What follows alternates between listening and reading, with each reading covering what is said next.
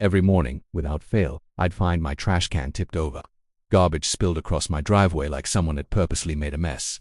At first I thought it was the wind, maybe even raccoons, but the pattern was too neat, too deliberate. Then, I caught Herkerin from the HOA. She didn't even try to hide it.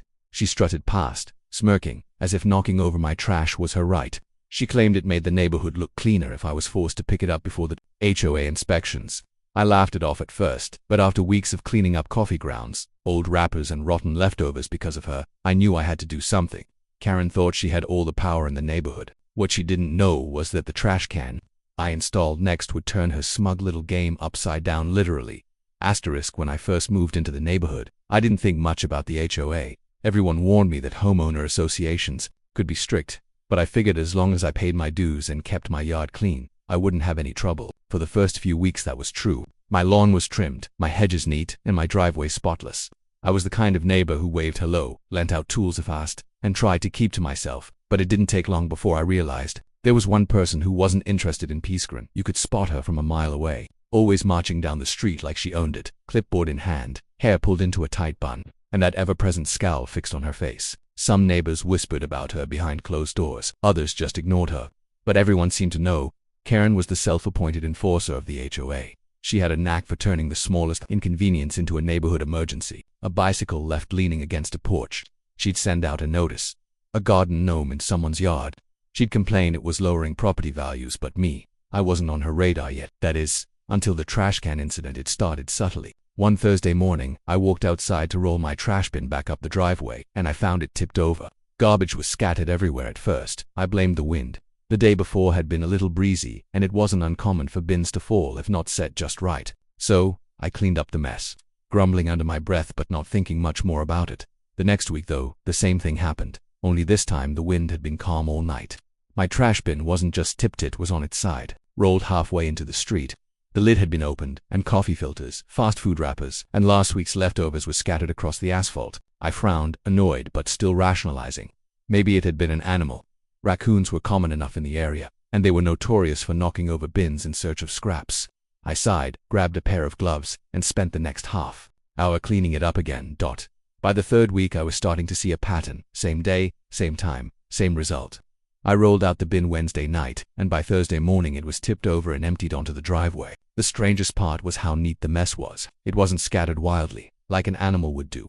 Instead it looked deliberate trash, spilled just enough to make a scene, but not shredded or eaten. That was when I began to suspect someone was doing it on purpose. My suspicion turned into certainty on week 4. That Thursday morning I woke up earlier than usual. The sun hadn't fully risen yet, but I figured I'd grab the bin before heading to work. When I opened my front door I froze. There she was, Karen, dressed in a floral blouse and slacks, her hair pulled into its usual bun, walking casually up to my driveway.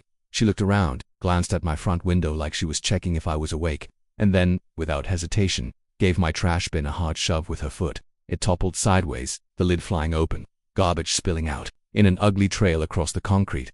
I couldn't believe what I was seeing. My jaw literally dropped. She didn't even look guilty. In fact, she smirked as if she was satisfied with her work, then turned on her heel and strutted back down the sidewalk like she'd accomplished something important. I wanted to rush out and confront her right then and there, but I hesitated. What would I say? She'd probably deny it, or worse, twist it into something that made me the problem.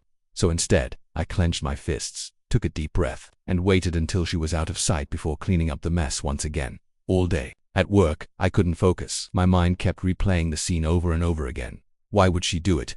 What possible reason did she have to knock over my trash can? It wasn't in anyone's way. It wasn't overflowing. It wasn't breaking any rules as far as I knew. The more I thought about it, the more I realized this wasn't random, it was intentional. Karen wanted to send me a message. That weekend I asked a couple of my neighbors about her. One older gentleman across the street shook his head and chuckled. "Welcome to the neighborhood," he said dryly. "You've been marked." "Marked?" I repeated, confused. "She does this," he explained. "Picks someone new every few months. Last year it was the Andersons. Their lawn was too brown for her liking. She reported them 3 times before they put in new sod. Before that, it was the Lopez family. Their mailbox wasn't painted to community standards. She nagged them until they caved. Looks like now it's your turn." I frowned. "So she just harasses people until they give in?" "Pretty much," he said. "That trash can thing. Classic Karen move. She hates bins left out too long, claims they make the neighborhood look messy, but instead of talking to people she does her little reminder routine. That explained a lot, but it didn't make me feel any better. Why should I have to put up with this? My trash bin wasn't hurting anyone. It was at the curb on collection day like it was supposed to be. Still, Karen seemed determined to make me her next project. The following Thursday, I decided to test a theory. I set my alarm for 6 a.m. and parked myself by the front window with a cup of coffee. Sure enough, right on schedule, Karen appeared.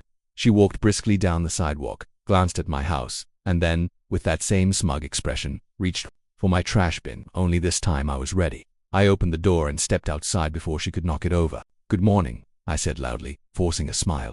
Karen froze, her hand hovering just inches from the bin. Her face twitched, but she quickly recovered, plastering on a fake smile. "Oh, good morning. I was just checking to make sure your bin was secure. You know we don't want them rolling into the street." "Funny," I said evenly, "because I've noticed it seems to tip over every Thursday. Right around the time you're out walking." Her smile faltered. "Oh, well, that must be the wind. Very unpredictable around here." "There wasn't any wind last week," I replied. Karen's eyes narrowed ever so slightly, and I could almost see the wheels turning in her head. Then she straightened her shoulders and gave me a sharp look. "I'm only trying to keep the neighborhood clean. If you have an issue with that, perhaps you should review the HOA guidelines. We take pride in maintaining a certain standard around here." With that, she spun around and marched off before I could respond. I stood there, my heart pounding, frustration boiling inside me. She had denied it, of course, twisted it into something she was supposedly doing for the community, but I knew the truth, and the smug way she walked away told me she thought she'd won but she hadn't. That was the morning I decided enough was enough. If Karen wanted to play games with my trash can, then I was going to make sure the next round wasn't so easy. For her, I didn't know exactly how yet, but one thing was certain: Karen had underestimated me. After that Thursday morning showdown, I knew Karen wasn't going to stop. She walked away with her chin high and that smug little smirk plastered across her face, as if daring me to do something about it.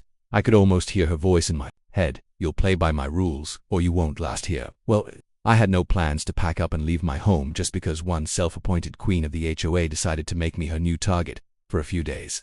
I mulled over what to do next. A part of me wanted to confront her again, more aggressively this time, maybe even file a complaint with the HOA board. But every neighbor I spoke to warned me it wouldn't help. Karen wasn't just some busybody, she had influence. She'd been on the board for years, and even though most people couldn't stand her, no one wanted to be the one to go against her. That was how she operated, through intimidation and persistence. But I wasn't wired to give in. The more I thought about it, the more I realized if I wanted Karen to back off, I'd need to outsmart her. I needed to turn her own arrogance against her, and I knew just the way to do it. I started researching different kinds of trash bins. It felt ridiculous at first, who spends their evenings scrolling through heavy-duty garbage can reviews, but the deeper I went, the more I found myself grinning.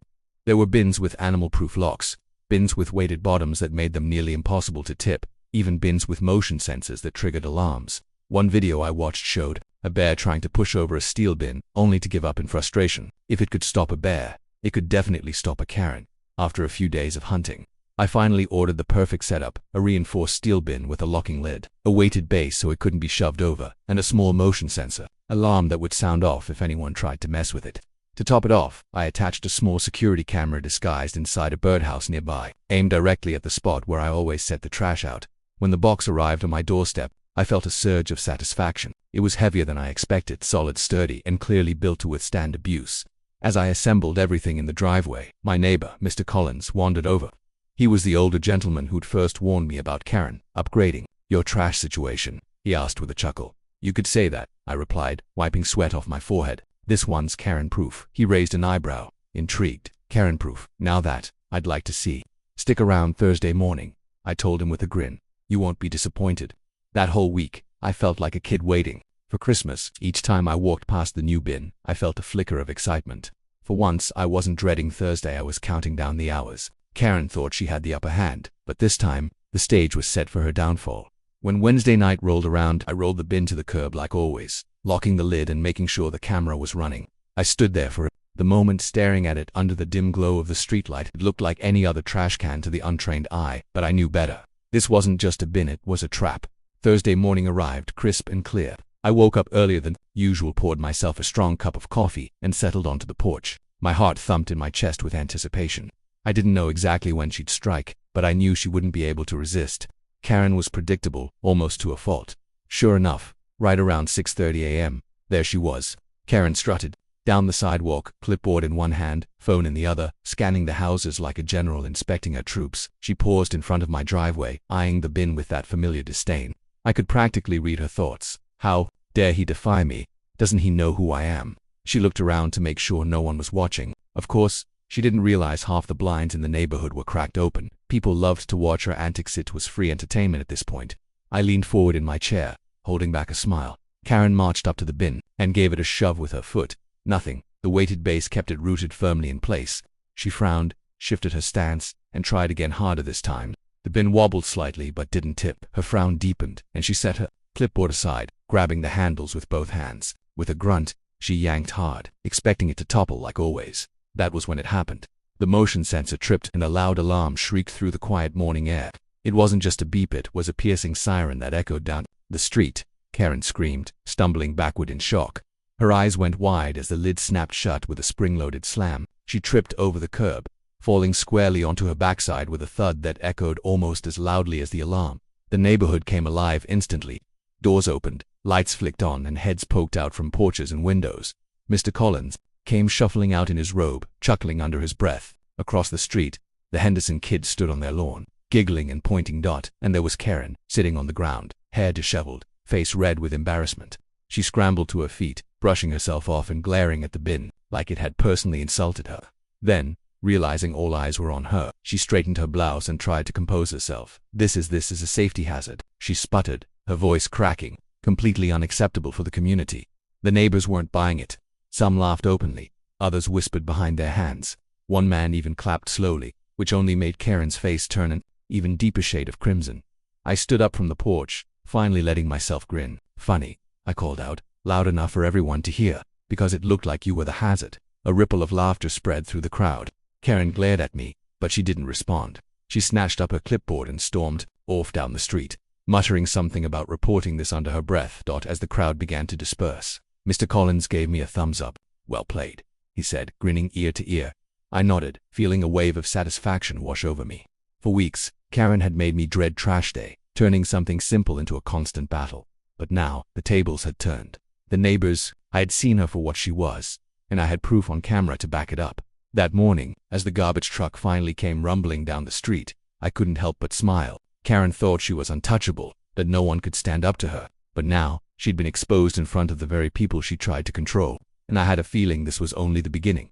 For the first time since moving into the neighborhood, I felt like I had a real chance at peace. But I also knew Karen wasn't the type to let something like this go. She'd be back in Greer, more determined and ready to fight. What she didn't know, though, was that I was ready to. The morning after Karen's trash can fiasco, I woke up feeling lighter than I had in weeks. For once, Thursday hadn't ended with me on my knees cleaning up garbage. Instead, it had ended with Karen flat on the ground, her pride as scattered as the trash she used to knock over. I thought maybe, just maybe, that would be enough to make her back off. But if there's one thing I should have known about Karen, it's that she never quit when she thought her authority had been challenged. She wasn't the type to swallow embarrassment and walk away quietly. No, Karen was the kind of person who saw every obstacle as a personal attack, and she would double down just to prove she couldn't be beaten. Sure enough, only 2 days later, a letter showed up in my mailbox. At first glance, it looked official, stamped with the HOA's logo, folded neatly into an envelope with my name printed on the front. I opened it, already half expecting bad news. Inside was a neatly typed notice citing me for a violation of community standards. According to the letter, my trash receptacle device was deemed unsafe, unsightly, and non-compliant with HOA regulations. The notice demanded that I remove the bin within 7 days or face fines of $100 per day. I laughed out loud, though it was more out of disbelief than humor. Unsafe, unsightly, non-compliant. It was a trash can, for crying out loud. A perfectly legal, city-approved trash can. The only reason it was suddenly a problem was because Karen couldn't push it over. Still, the letter bothered me. Karen had clearly pulled strings to get the HOA board involved. Maybe she'd convinced them with her usual mix of intimidation and exaggerated concern for the community. I couldn't let this slide. If I gave in now, she'd see it as a victory, and she'd never stop. That evening, I walked across the street to Mr. Collins's house. He was sitting on his porch with a glass of iced tea, watching the sunset. "She's at it again," I told him, handing him the letter. He scanned it quickly, then shook his head with a sigh. "Figures. She pulled the same stunt with the Lopez family's mailbox a couple years back. Said it was non-compliant too, even though it wasn't. She just hated the color." "So what happened?" I asked. "They caved, repainted the whole thing just to shut her up. That's how she works, makes life miserable until people fold." Well, not this time, I said firmly. I'm not taking down the trash can. I followed every city guideline. If she wants a fight, she's going to get one.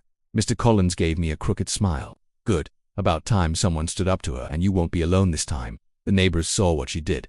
People are tired of her. That gave me an idea.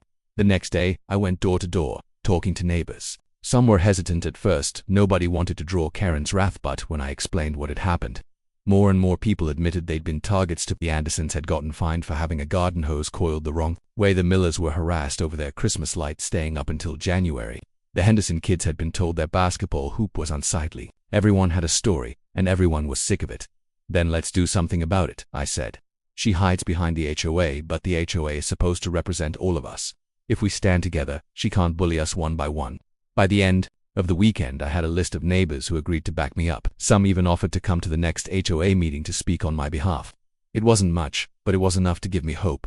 The meeting was scheduled for Tuesday evening at the community center. I showed up early, carrying a folder stuffed with document city codes, photos of Karen knocking over my bin, and even a few testimonials from neighbors. My hands shook a little as I set up, but I reminded myself this wasn't just about me anymore. This was about everyone Karen had pushed around. When Karen walked in, she carried herself like a queen entering her court. She wore a sharp blazer, her hair perfectly styled, and her clipboard tucked under one arm. She glanced at me with a smug smile, as if she'd already won. The board members filed in, next 5 of them, all neighbors themselves, though most had been on the board long enough to grow wary of challenging Karen. The meeting began with the usual business: financial reports, landscaping updates, and maintenance requests. I barely heard any of it. My pulse pounded in my ears, waiting for my turn. Finally, Karen cleared her throat and said, "I'd like to bring up a matter of urgent concern regarding one homeowner's violation of community trash receptacle standards here." It was she launched into her speech, dripping with exaggerated authority.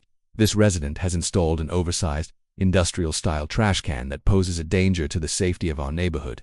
It has mechanisms that make loud noises, potentially disturbing residents, and its appearance is inconsistent with the aesthetic of our community." I almost laughed, but I held it in. Instead, I waited patiently for her to finish, then stood up.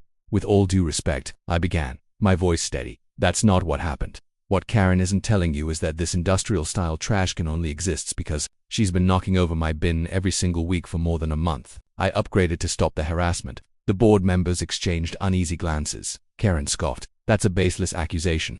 "Is it?" I said, pulling out the photos. I spread them across the table, clear shots of Karen tipping over my old bin, then pictures of her stumbling into the gutter when the new one fought back. Gasps went around the room.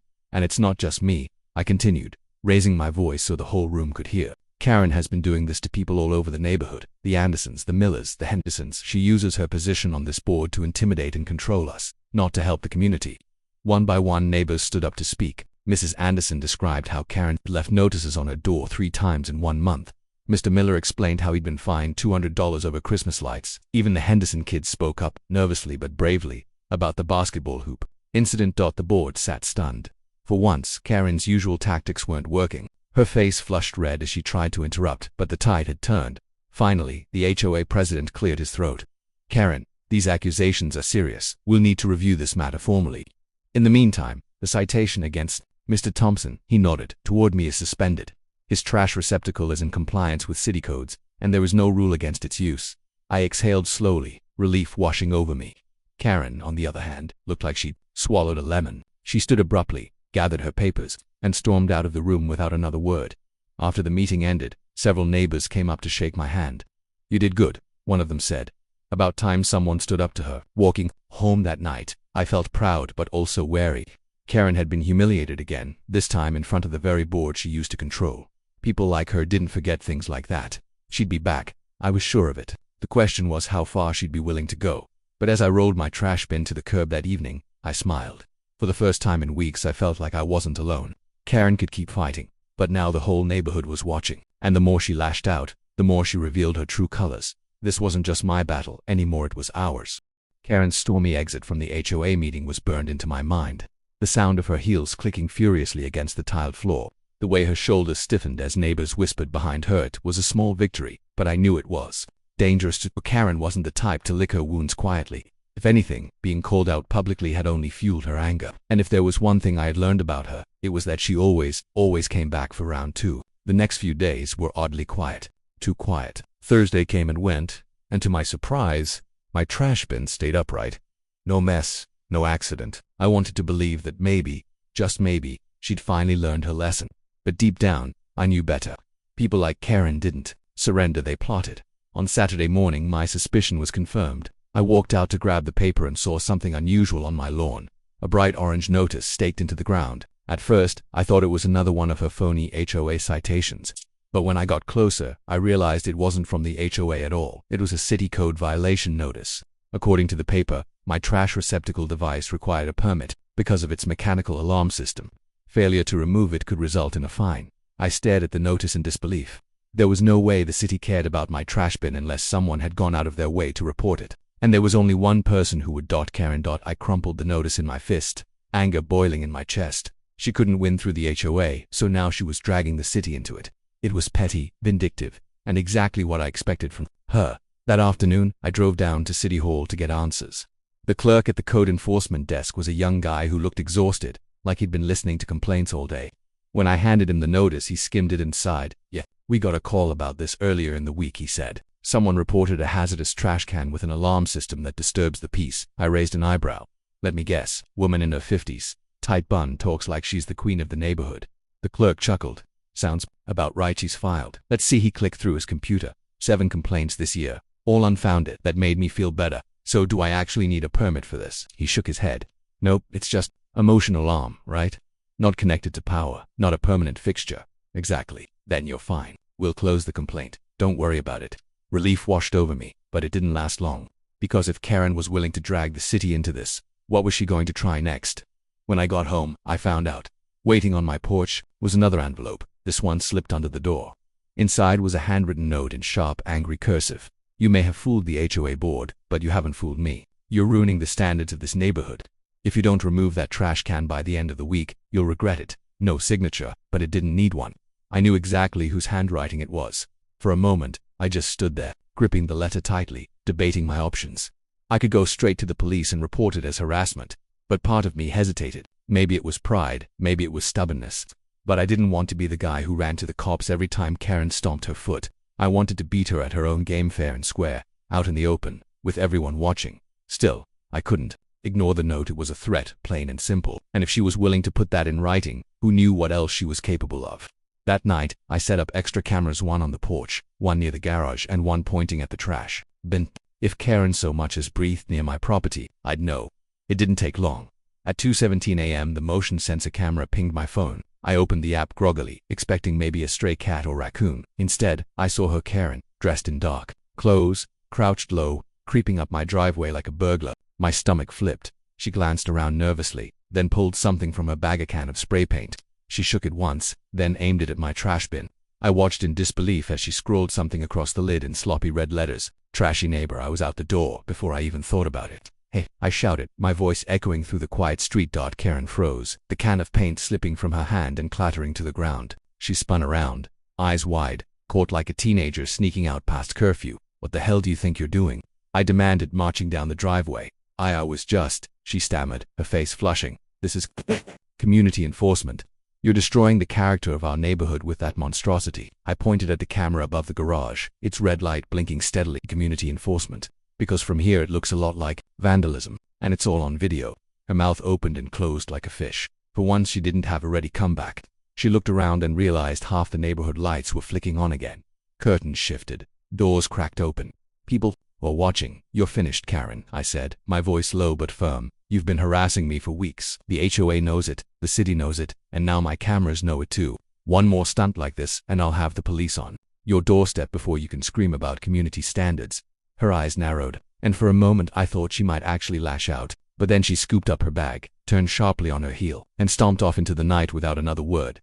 The next morning, the spray paint was still there, glaring up at me in ugly red. I thought about scrubbing it off myself, but then I had another idea. Instead of hiding it, I left it there, let everyone see what she'd done.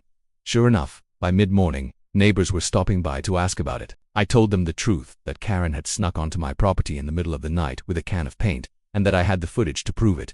Word spread fast. By evening, the whole neighborhood was buzzing. Mr. Collins summed it up best when he stopped by, shaking his head. "She's not just a nuisance anymore," he said. "She's crossed the line." And he was right. Karen had gone from petty harassment to outright vandalism. This wasn't just about me anymore, it was about the safety and sanity of the whole community. That night, as I sat on my porch watching the sunset, I realized something important. Karen wasn't going to stop until someone forced her to, and now, for the first time, I had the evidence to do just that. The battle over a trash can had turned into something much bigger, and I was ready to take the fight to the next level. The morning after Karen's spectacular fall from grace, the neighborhood felt strangely alive. People who usually stayed behind closed doors were suddenly chatty, waving as I walked to the mailbox or pausing their dog walks to ask me questions. They weren't just being neighborly, they were curious. Word about Karen's trash can disaster had spread faster than wildfire, and for the first time, people were seeing her for who she really was. It was strange. For so long, she had carried herself like an untouchable authority figure, the self-appointed sheriff of the HOA. But now, her armor had cracked, and the whole street had watched it happen. I'll admit, part of me felt triumphant. It's not every day you get to stand up to someone who has made your life miserable. But there was another part of Mekwida, but still there, that wondered what would happen next. Karen wasn't the type to give up. If anything, she thrived on control and humiliation. That was something I doubted she would forgive easily. Still, I had something I never had before: proof. That camera had done more than scare her. It had protected me. Later that day, as I was pulling weeds by the garden, a man I'd never really spoken to before stopped on the sidewalk. He was in his late 50s, wore a faded ball cap, and had a kind smile. "You're the guy with the trash can, right?" he asked, chuckling as though the words alone were funny. "That's me," I said, leaning on the garden spade. "Well, I just wanted to say thank you. You don't know how long she's been terrorizing us. I thought it was just me, but seeing what happened, well, I guess she's been treating everyone like dirt." That was the beginning. Over the next few days, one by one, more neighbors came forward. A woman down the street admitted Karen once fined her $50 because her wind chime was too loud. A young couple revealed they had been warned for leaving their bicycles on their porch, even though the bylaw said nothing against it. Even Mr. Thompson, who had lived here longer than anyone, said Karen had once reported him for unapproved garden gnomes. It was ridiculous. But it wasn't funny anymore, it was a pattern. I realized something important. Karen wasn't just knocking over my trash can. She had been using her position in the HOA as a tool to control, bully, and humiliate anyone who didn't fall in line. The trash can was just my personal battlefield, but the war had stretched across the entire neighborhood, and people were tired of it. That week, I called a neighborhood meeting at my place. I expected maybe 4 or 5 people to show up, but when I opened my door at 7 p.m., my living room was packed. Folding chairs, people standing, others leaning against the walls. It was the most life I had ever seen in my home. Everyone was ready to talk, and more importantly, they were ready to listen. I stood at the front, my trash can camera pictures laid out on the coffee table for all to see. "We all know what happened the other morning," I began. A ripple of laughter moved through the room. "But this isn't about me or about one trash can. This is about how long we've let one person make us feel small in our own homes." Heads nodded.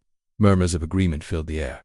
"We don't have to keep living like this," I continued. "The HOA is supposed to protect the value of our neighborhood, not give someone the power to harass us. If we want change, we have to stand together." That night, we formed a plan. We would file a petition with the HOA board to have Karen removed as acting enforcer. The bylaws, which one of the neighbors had studied carefully, allowed for such action if enough signatures were collected. We needed 60% of the households to agree. By the time everyone left my house, we already had 30 signatures. Karen must have sensed something brewing, because the very next day, she was at it again. Only this time, instead of knocking over trash cans, she was going door to door, insisting that the trash can incident had been staged. She claimed I had rigged the footage to make her look bad. Unfortunately for her, my camera didn't just take pictures, it recorded video. When she finally stormed up my driveway, pointing a finger in my face, I was ready. "You think you're clever, don't you?" she spat, her face flushed with rage. "Setting up contraptions to make me look like a fool." "Karen," I said calmly, "I didn't make you do anything. You tried to knock over my trash can and it didn't go the way you planned. That's not on me." "Liar," she screeched. "You'll regret this. I'll see you find so much you won't be able to keep this house." That's when I pulled out my phone, scrolled through and pressed play. The video showed her, crystal clear, yanking at the bin, falling backward, scrambling in the gutter. Her words caught in her throat as the sound of the alarm blared from my phone speaker, filling the space between us. I didn't have to say anything else. She turned on her heel and stormed off, but I could tell she knew her power was slipping away. Within 2 weeks, the petition had enough signatures. The HOA board, pressured by the sheer volume of complaints and undeniable evidence, called an emergency meeting. I attended, sitting in the back with a few of my neighbors. Karen was at the front, red-faced and defiant, trying to defend herself. She insisted we were all conspiring against her, that we didn't care about the image of the community. But the board had the video, they had the testimonies, and most importantly, they had the signatures. By the end of that night, the decision was unanimous. Karen was officially stripped of her authority in the HOA. The neighborhood felt lighter immediately. People started planting flowers, kids rode bikes down the street without fear of fines, and even holiday decorations started popping up, things Karen would have once shut down. For the first time since moving there, I felt like the neighborhood belonged to us, not to one person's ego. As for Karen, she kept her house but stayed out of sight. Occasionally I'd catch a glimpse of her behind her blinds, watching, but she no longer walked the streets with that smug confidence.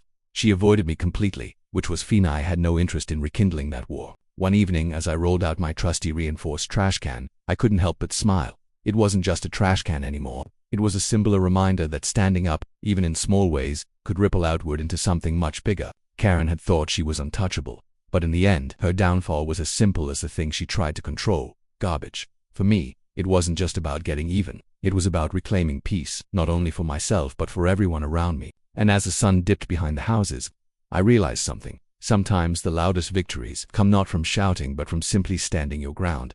If you enjoyed this story and want more jaw-dropping real-life battles with a twist, make sure you check out my channel Bright Reality. For more videos like this, don't forget to like, share, comment, and subscribe.